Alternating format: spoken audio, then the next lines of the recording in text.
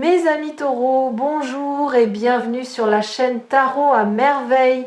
Pour votre tirage général, ceux qui me découvrent, soyez les bienvenus. J'espère que vous allez bien. Allez, c'est parti. Il y a une boîte quelque part dans votre mémoire. Vous ne l'ouvrez jamais. Pas parce que vous avez oublié son existence, parce que vous savez exactement ce qu'elle contient. Et vous savez que chaque objet à l'intérieur porte une charge que vous n'êtes pas sûr de pouvoir supporter. Alors vous la laissez là, dans le recoin le plus sombre de votre placard intérieur. Derrière les couches de quotidien, derrière les occupations, derrière tous ces jours que vous avez empilés les uns sur les autres pour créer de la distance entre vous et cette boîte. Mais aujourd'hui, quelque chose vous pousse à l'ouvrir. Pas la curiosité, pas la nostalgie, quelque chose de plus profond, une nécessité, parce que la personne à qui ces objets sont liés est en train de revenir. Et pour comprendre pourquoi elle revient, pour accueillir ce retour sans être submergé, vous devez d'abord revisiter ce que vous avez rangé. Ouvrons la boîte ensemble. Le premier objet que vos doigts touchent est le plus léger. C'est un son, pas un objet physique, un souvenir sonore. Le rire de cette personne, ce rire particulier que vous reconnaîtriez entre mille, ce rire qui avait le pouvoir de transformer un moment ordinaire en quelque chose de lumineux. Vous n'y avez pas pensé depuis longtemps. Vous avez volontairement effacé ce son de votre mémoire active parce qu'il vous faisait trop mal. Mais il est là, intact. Et quand vous le laissez remonter, quelque chose de surprenant se produit. Il ne fait plus mal, pas de la même manière. La douleur aiguë s'est transformée en quelque chose de plus doux, plus rond. Comme une vague qui a perdu sa force mais pas sa profondeur. Ce changement dans la qualité de la douleur est le premier signe que vous êtes prêt. Prêt à revoir cette personne sans que le passé ne prenne le contrôle du présent. Quand un souvenir cesse de blesser et commence simplement d'exister, c'est que la cicatrisation est suffisamment avancée pour supporter un contact nouveau. Mais il y a plus. Ce rire que vous venez de réentendre dans votre mémoire, il a fait quelque chose en vous. Il a ouvert une brèche dans le mur que vous aviez construit. Pas une brèche dangereuse, une brèche nécessaire. Vous aviez scellé cette personne derrière un mur de rationalisation. Vous vous étiez dit toutes les raisons pour lesquelles c'était mieux ainsi. Pourquoi la distance était saine. Pourquoi le silence était la bonne réponse. Et ces raisons étaient valides. Elles le sont encore. Mais un mur construit uniquement avec des raisons est un mur qui ignore le cœur. Et le cœur, lui, n'a que faire de vos raisons. Il bat, il se souvient, il reconnaît. Et quand il reconnaît un son, un rire, une fréquence familière, aucun mur de raison ne peut l'empêcher de vibrer. Laissez-le vibrer. Ce n'est pas une faiblesse. C'est votre humanité qui fait son travail. Deuxième objet dans la boîte, celui-ci est plus lourd, c'est une conversation, la dernière vraie conversation que vous avez eue avec cette personne. Pas la dernière chronologiquement, la dernière qui comptait. Celle où quelque chose d'authentique a été échangé. Peut être que c'était une dispute, peut être que c'était un aveu, peut être que c'était un silence partagé qui disait plus que n'importe quel discours. Cette conversation est restée gravée en vous parce qu'elle portait un message que ni vous ni l'autre n'étiez capable de déchiffrer à l'époque. Un message codé dans les mots, les hésitations, les regards détournés, les larmes retenues. Aujourd'hui, avec le recul, avec la maturité que le temps a construite en vous, ce message commence à se révéler. Et ce qu'il dit est plus simple que tout ce que vous aviez imaginé. Il dit « Nous ne sommes pas finis ». Pas au sens romantique nécessairement, pas au sens d'un retour identique à ce qui a été, au sens d'un lien qui n'a pas accompli tout ce qu'il devait accomplir. D'une histoire dont le dernier chapitre n'a pas encore été écrit, vous avez cru que c'était fini, que le départ de cette personne ou votre propre éloignement avait mis un point final à quelque chose. Mais ce que vous aviez pris pour un point final étaient en réalité des points de suspension. Et les points de suspension, par définition, sont une promesse de suite. Troisième objet. Celui-ci vous surprend. Ce n'est pas un souvenir agréable ni un souvenir douloureux, c'est un doute. Le doute que vous portez depuis que cette personne est partie, le doute de savoir si vous avez fait le bon choix, si vous avez dit les bons mots, si vous avez assez donné, assez retenu, assez combattu. Ce doute est un compagnon fidèle, discret mais constant, qui vous accompagne dans les moments de solitude et qui murmure « et si vous aviez dit autre chose ce jour-là? Et si vous aviez été plus patient, plus présent, plus courageux? Et si vous aviez retenu cette personne au lieu de la laisser partir? Ou au contraire, et si vous l'aviez laissée partir plus tôt au lieu de vous accrocher? Ces « et si » sont des labyrinthes sans sortie, vous le savez. Vous savez que le passé ne se modifie pas. Et pourtant, le doute persiste. Voici ce que je veux vous dire au sujet de ce doute. Il ne prouve pas que vous avez fait une erreur. Il prouve que le lien avait de l'importance. On ne doute pas au sujet des personnes qui ne comptent pas. On les oublie, sans effort, sans labyrinthes mentaux. Le doute est, paradoxalement, la preuve de la profondeur de la connexion. Et cette profondeur est exactement la raison pour laquelle cette personne revient. Mais le doute cache aussi autre chose. Il cache votre propre croissance. Parce que la personne qui doute aujourd'hui n'est pas la même que celle qui vivait ces événements à l'époque. Vous posez des questions que l'ancien vous n'aurait jamais posées.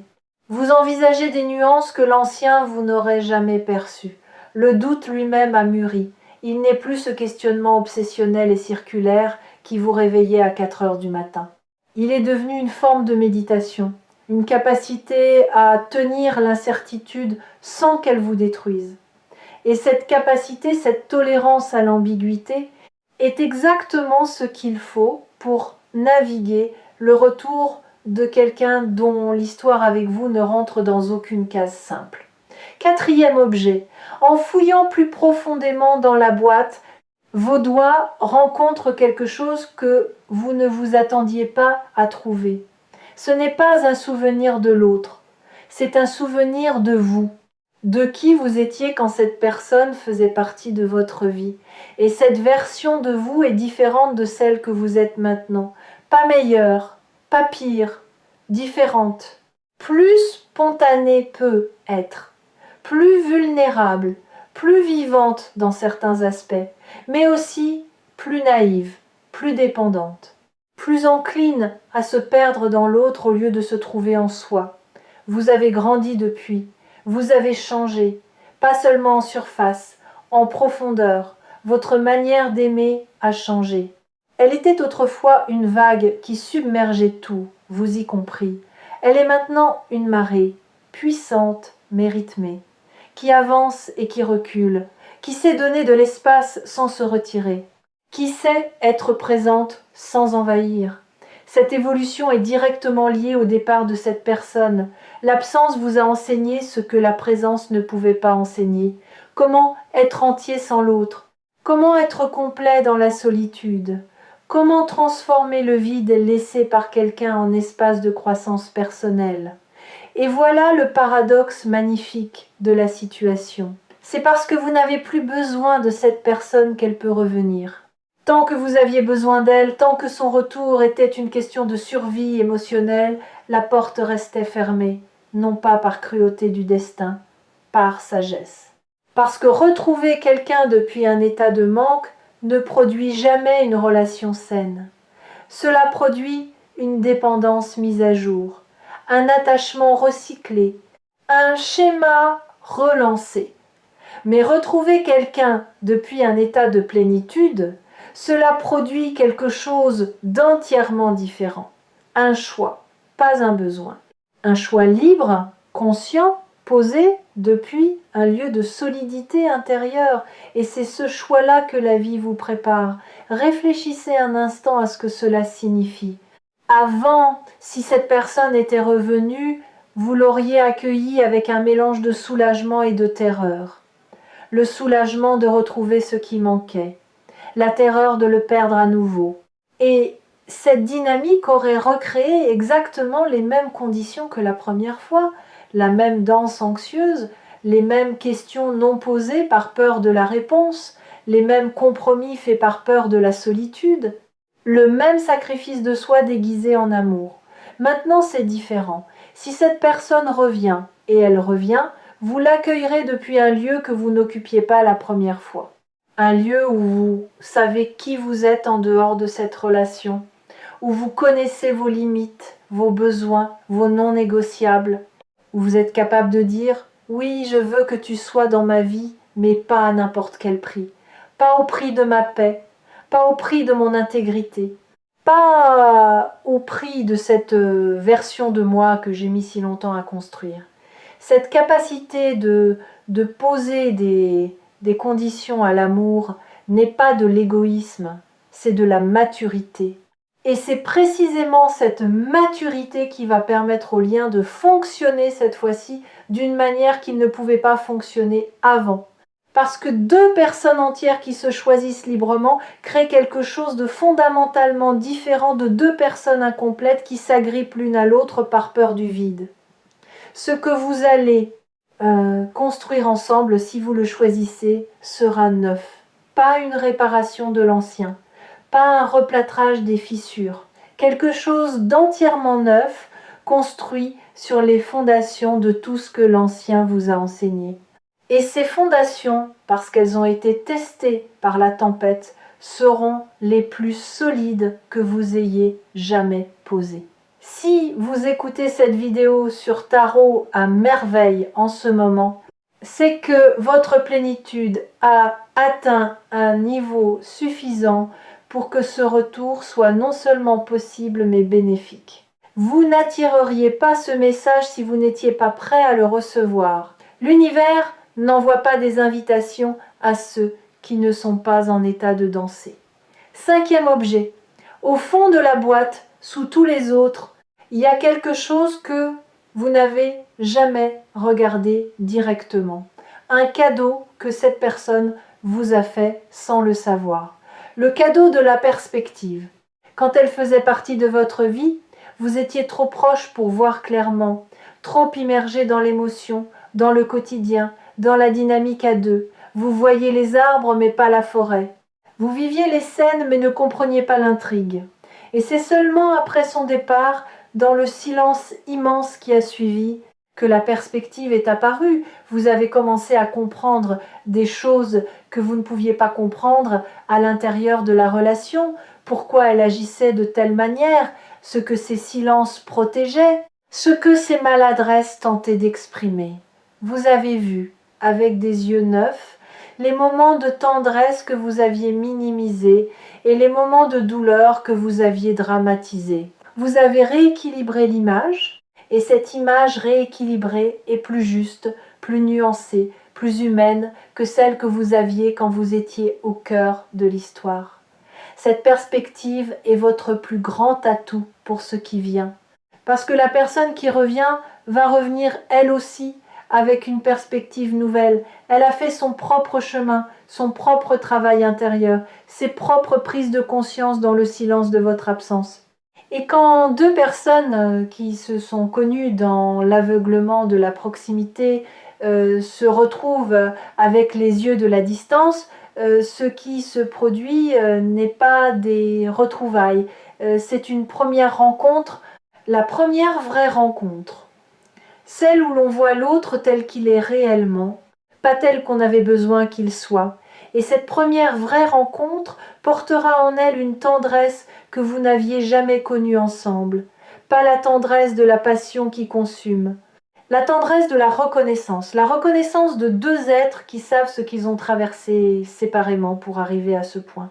Qui portent chacun leur cicatrice de la même bataille, menée sur deux fronts différents, et qui, en se revoyant, n'ont pas besoin d'expliquer, parce que l'explication est inscrite dans les yeux, dans le tremblement presque invisible de la voix, dans cette manière de se tenir un peu plus droit, un peu plus solide, un peu plus vrai qu'avant.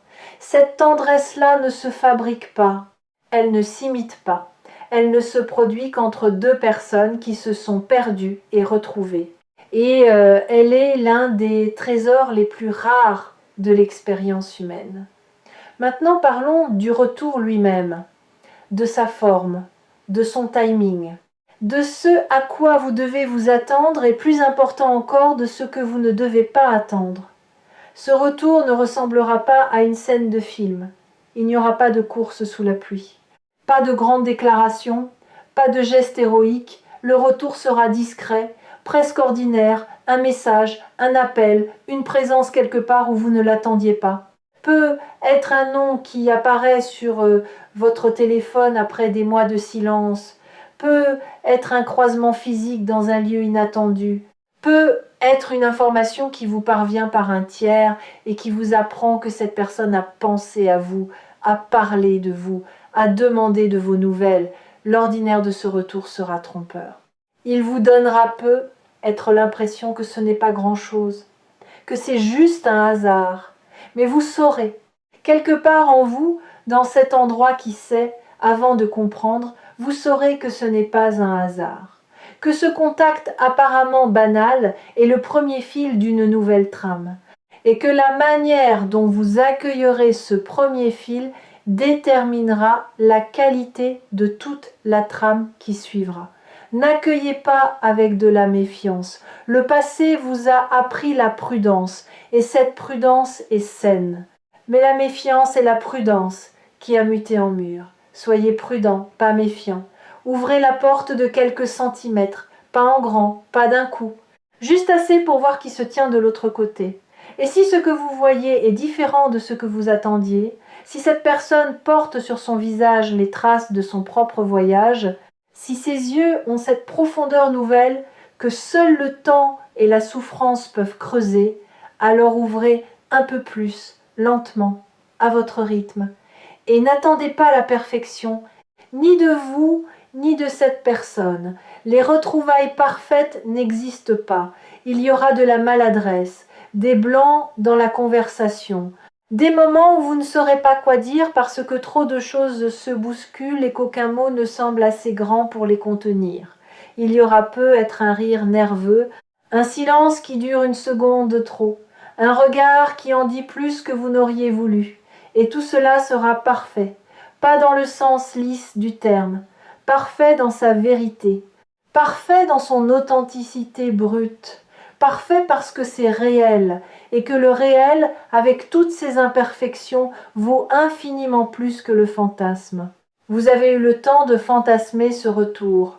Votre esprit a tourné des dizaines de scénarios, des retrouvailles émouvantes, des conversations profondes, des excuses éloquentes. Laissez tomber ces scénarios, tous. Ils ne vous serviront pas. Ils créeront des attentes, et les attentes sont les ennemis du moment présent. Arrivez aux retrouvailles les mains vides de scénarios. Le cœur plein mais les mains vides. Et laissez le moment lui-même décider de sa forme. Ce retour va aussi réveiller quelque chose en vous que vous aviez mis en sommeil. Une part de vous qui ne fonctionnait qu'en présence de cette personne. Ce n'est pas de la dépendance, c'est de la résonance. Il existe des parties de nous-mêmes qui ne s'activent qu'au contact de certaines personnes, comme un instrument qui ne vibre que lorsqu'une fréquence spécifique est jouée à proximité. Cette personne porte cette fréquence pour vous, et quand elle sera de retour dans votre champ, ces parties endormies vont se réveiller, votre créativité va peu être revenir avec une force nouvelle. Votre humour va peu être retrouvé, cette légèreté que vous aviez perdue. Votre capacité à rêver va peu être se réactiver après des mois de pragmatisme défensif. Ces réveils seront les cadeaux collatéraux du retour, pas les cadeaux principaux. Le cadeau principal sera la possibilité de vivre ce lien d'une manière que vous n'aviez pas pu vivre la première fois. Une manière informée par la douleur, mais pas gouvernée par elle. Une manière où les erreurs du passé ne sont pas effacées, mais intégrées. Où la mémoire sert de boussole, pas de chaîne. Et il y a un aspect de ces retrouvailles que personne ne mentionne jamais. L'humour. Quand deux personnes se retrouvent après un voyage intérieur profond, il y a un moment imprévisible où le sérieux cède la place au rire. Pas un rire de politesse, un rire de soulagement. Le rire de deux soldats qui se retrouvent après la bataille et qui réalisent qu'ils sont encore entiers. Ce rire-là est thérapeutique. Il libère des mois, parfois des années, de tensions accumulées. Il dit « Nous avons survécu et nous sommes encore capables de trouver la légèreté ensemble. Ne sous-estimez pas ce moment quand il arrivera. Il sera peu, être le plus important de tous. » Les habitués de tarot à merveille reconnaîtront dans ce message un schéma récurrent, mais toujours singulier. L'idée que rien ne se perd véritablement. Que les liens profonds ne meurent pas quand ils cessent d'être visibles. Qu'ils plongent sous la surface comme des rivières souterraines et qu'ils réapparaissent plus loin, là où le terrain s'y prête. Le terrain, dans votre cas, est enfin prêt, des deux côtés. Refermons maintenant la boîte, doucement, avec soin, mais ne la rangez pas au fond du placard cette fois. Posez-la sur la table, en pleine lumière. Parce que ces objets ne sont plus des reliques douloureuses, ce sont des outils de compréhension, des clés qui vous aideront à naviguer ce qui vient, le rire qui ne fait plus mal, la conversation dont le message se déchiffre enfin, le doute qui prouve la profondeur, le souvenir de vous-même qui mesure la croissance, la perspective qui garantit une rencontre plus vraie. Tout cela forme le bagage avec lequel vous allez accueillir ce retour. Pas les mains vides, pas le cœur vide. Avec tout ce que l'absence vous a enseigné et tout ce que la présence ancienne vous a donné, cette personne revient, pas par hasard, par nécessité. La nécessité de deux parcours qui ont besoin l'un de l'autre pour atteindre leur prochain palier, pas pour se compléter, pour se catalyser, pour provoquer chez l'autre le mouvement que la solitude seule ne pouvait pas produire, et quand elle sera là, quand son visage sera de nouveau devant vous, ne cherchez pas l'ancienne version, elle a changé, comme vous. Cherchez plutôt les traces du voyage, les lignes nouvelles autour des yeux, la douceur qui n'existait pas avant, la patience qui s'est installée là où il y avait de l'impatience. Et dans ces traces, dans ces changements, reconnaissez le miroir de vos propres transformations. Parce que vous avez grandi dans le même silence, pleuré dans la même absence, et mûri vers le même point de convergence sans le savoir. La surprise est inévitable. Ce mot, inévitable, mérite qu'on s'y attarde. Inévitable signifie que rien de ce que vous ferez ou ne ferez pas ne peut empêcher ce retour. Il est inscrit dans la trame de vos deux parcours. Vous pouvez résister, vous pouvez fermer la porte, vous pouvez prétendre que vous n'avez rien senti. Mais l'inévitable a ceci de particulier qu'il ne demande pas la permission. Il arrive et votre seul pouvoir n'est pas de l'empêcher, mais de choisir comment vous le recevez. Il y a une dernière chose que la boîte vous a apprise et que je veux nommer avant de conclure. En ouvrant cette boîte, en touchant chaque objet, en laissant chaque souvenir remonter, vous avez fait quelque chose de courageux. Vous avez accepté de ressentir dans un monde qui nous pousse à éviter, à contourner, à anesthésier.